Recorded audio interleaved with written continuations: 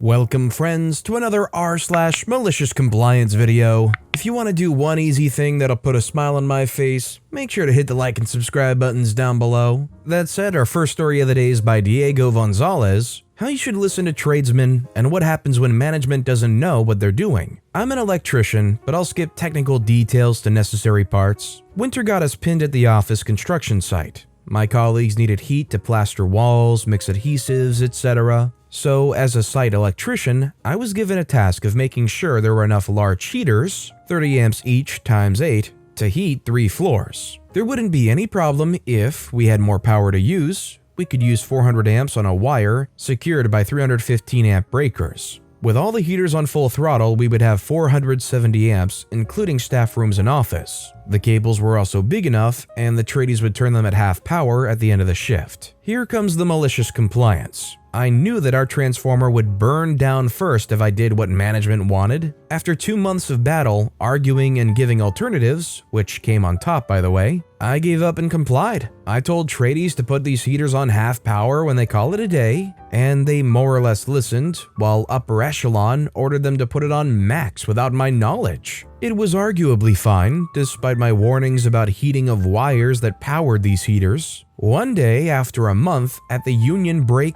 lights flickered. I thought of it as fluorescent lights being fluorescent lights. Oh, how I was wrong. 5 minutes later, I've got a call that our transformer is smoking. I opened the fuse box that was next to it and shut down the whole site, as wires, oil, and insulation started burning. I've moved to a safe distance, called the fire department and energy workers, and when white smoke started turning black, I wanted to say, "Didn't I tell you?" As I was crouching and smoking a cig. It burned down completely. Next day, we got a fuse box with half the power and all but 3 heaters were decommissioned. As I was sitting in my room after investigation, I was talking with the energy company. Reason? Power cables didn't have time to cool down, cable entry points melted, caught fire, and breakers didn't work. That's not my fault, that's on energy company. And here's the aftermath. When director learned of this, he ordered the managers to ask me if it's okay to use anything that needs 3 wires, and all in all, de facto, became a person that's solely responsible in terms of electricity. All I know is in situations like this, where it falls on your shoulders and you do what you can to try to advise against a clearly bad situation, you should try and make sure that you get it in writing that you said not to do that, so no matter what, no liability can come back to your shoulders. In a situation like this, where something practically burns down, would you go to that management and say, "Didn't I tell you? I know what I'm talking about"? Or do you think that it burning down is punishment enough?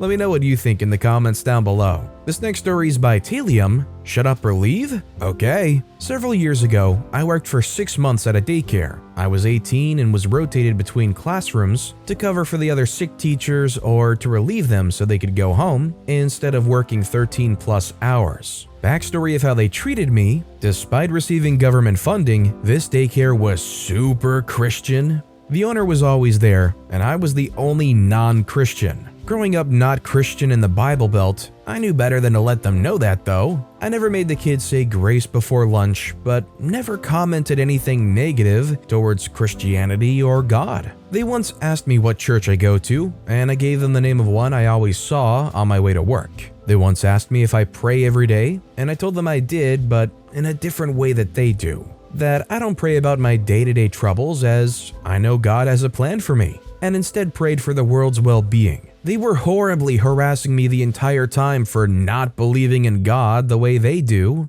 the right way, and for being depressed. The owner saw me disassociating once, which from the outside perspective looks like I'm spaced out, but I'm actually fully aware what's going on around me, and spoke to me about not paying attention to the children. I had to explain to her what depression even was, and she accused me of being possessed by the devil. The director/2-year-old teacher, who I had barely spoken to before, came up to me one day to tell me that she used to have depression, and I just needed to drink more water and do yoga. Furthermore, every time I passed through the kitchen, whoever saw me in the kitchen would remind me to drink water. And if I said, "I just had some," I'd be met with, "Have another." After I started to ignore them and their comments on my appearance, I had blue short hair and why I didn't grow it out or wear perfume. On Thursday's nap time, all 6 teachers, plus the owner, myself, and the other aide like me, who was younger, unmarried, and pregnant, would gather in the office, hold hands, go around one at a time, and tell me what's wrong with me. The cologne instead of perfume I chose to wear made me smell manly, ignoring their comments, getting on my phone to answer a call from my sister who I was taking care of by myself around the kids, etc. And then everyone would pray for me. This went on for more than half the time I was there. I had just about had enough because obviously being there only made my depression worse, and the owner got more and more convinced I was possessed by the devil. So she took me out of the classrooms. I was no longer an aide.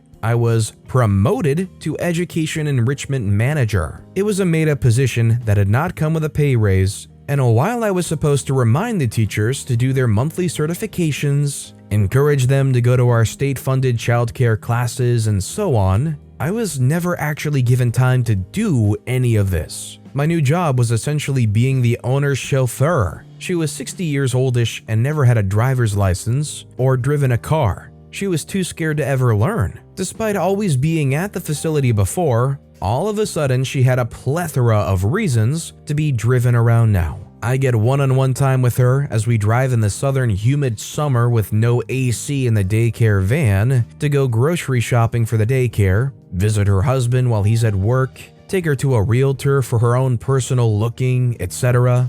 Except for grocery shopping, she would always ask me to stay in the van and leave me for about 2 hours, give or take. She once took an hour-and-a-half grocery shopping for the daycare and forgot her wallet. So she called one of the teachers to come pick her up, leaving me there for 3 hours, and took the van keys with her so I couldn't leave. She had her transaction suspended while I sat at the front the whole time waiting on her. At least I had AC that time. I was also getting paid the entire time, and it was easy to just drown out her talking at me and mess around on my phone when I wasn't driving. The fallout/malicious compliance, the director/2-year-old teacher ended up leaving because her husband was being relocated. So they put me in the 1-year-old class and put the 1-year-old teacher with the 2-year-olds on the other half of the split room. We can see into each other's rooms because there's just a baby gate between us where the room was split by a big bookcase. She's always on her phone when I'm looking at her and usually holding a child while the rest play, but pretty much not paying attention. After about 2 weeks, during which time Thursdays resumed, I once again receive an important call from my 14-year-old sister who was home alone, calling me because her dog of 5 years got out and she's freaking out. The director called the company phone, which another teacher brings to me, for her to ask me why I was on the phone. Wherever she was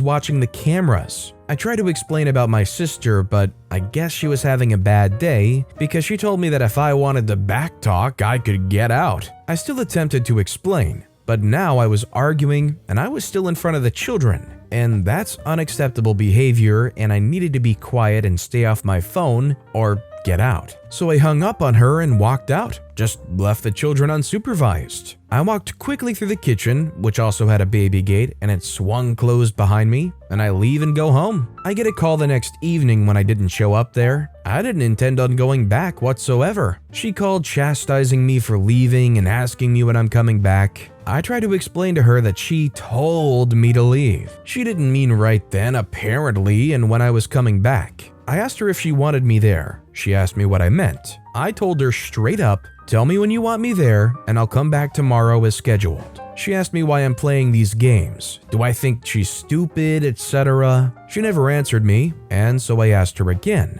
She goes on to yell and explain that she's educated and just got her GED 5 years ago. I'm playing games with her and treating her like she's stupid. I told her, congratulations for getting your GED, but I just graduated a few months ago at 18 despite living on my own and taking care of my sister. If you don't want me there, Mrs. M, I will not be there. If you want me there, I'll be there tomorrow, I tell her. I stood fast in my position, though the longer it went on, the more obvious she wasn't playing stupid. She either just was or just didn't want me to be there and didn't want to say so. I ended up hanging up on her again. The aftermath, she called me the next day, saying that if I wasn't coming back in, to just come in to sign my resignation. I had a friend who I often vented to about the way they treated me, and offered to go with me, and I dearly needed the emotional support, and knowing abusers, they would save face in front of a witness. I go sign the resignation, which I wasn't even sure was actually needed because I'd never needed to before, and I've quit a handful of jobs up to here. But whatever, I'd never worked at a daycare before either.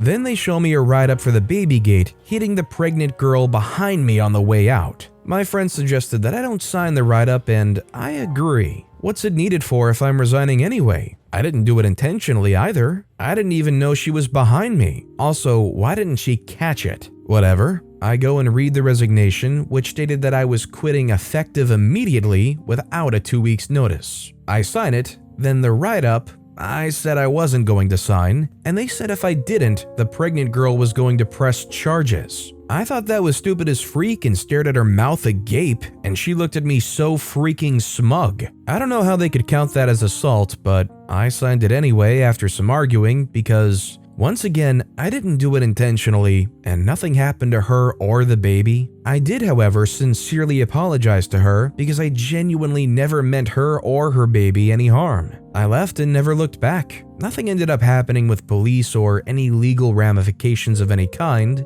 and I'm still pretty sure it was just a bluff anyway. Anyways, that's well behind me, and the next week, I got hired at another daycare as an actual teacher, closer to home. It was awesome for a year, and then they started cutting my hours when the owner's daughter got pregnant and needed a job, and they had us share a classroom. When they had me coming in 2 hours a day, 5 days a week, I just quit showing up. And they never called me. I never signed a resignation. Both places were minimum wage, by the way. I don't think there's ever a place where you have to sign a resignation. I think you can, but otherwise you should probably just show up or not show up at all and let them fire you. I'm definitely not a lawyer, so I don't know the legal ramifications on what they can and can't fire you for. No showing is probably a good reason though. I do think it's pretty darn scummy though that they tried to pull one over on you with this assault case. I really don't think had it gone anywhere it would have led to anything, but it's more so the threat of having it go there, having to go to court, having to deal with it. It's just total scumbag moves. And our final story of the day is by Ertelina, The Wonders of the French Language. Well, this is not quite a malicious compliance, more of a joke compliance, but I felt like I had to share how wonderful the French language can,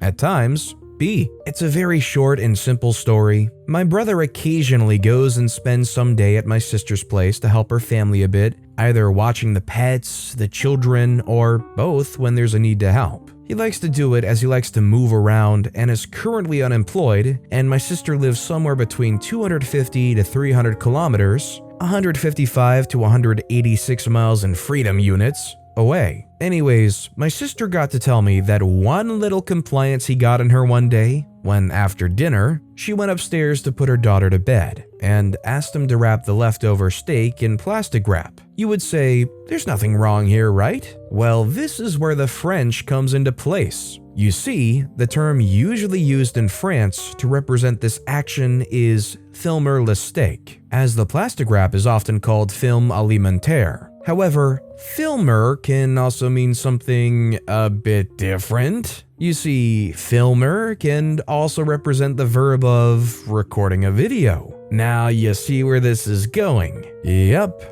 While my sister was upstairs busy putting her daughter to bed, she received a message, checked her phone, and saw that my idiot brother had sent a whooping 30-second long video of that steak in its plate from all possible angles. She facepalmed and, ever since, always is very specific when asking someone to use the plastic wrap. This is definitely one of these more playful compliances, one of these very heartfelt, playful, innocent ones. It's just nice to have an experience here where nobody's angry or yelling at each other. The worst you got is a 30-second long video of some steak on a plate, very masterly filmed, and maybe a little bit more microbes because he didn't pack it up and store it away sooner. All in all, a funny story and no harm done. But with that being said, that's all the time we have for today. So of all these stories I've read today, which is your favorite and why? Let me know in the comments down below. And if you haven't yet, if you could like and subscribe, that would mean a lot to me. Whatever you do, whether it's liking, subscribing, turning notifications on, all of it helps grow this channel and I appreciate the heck out of it. So until next time, I'll see you all tomorrow with some more stories.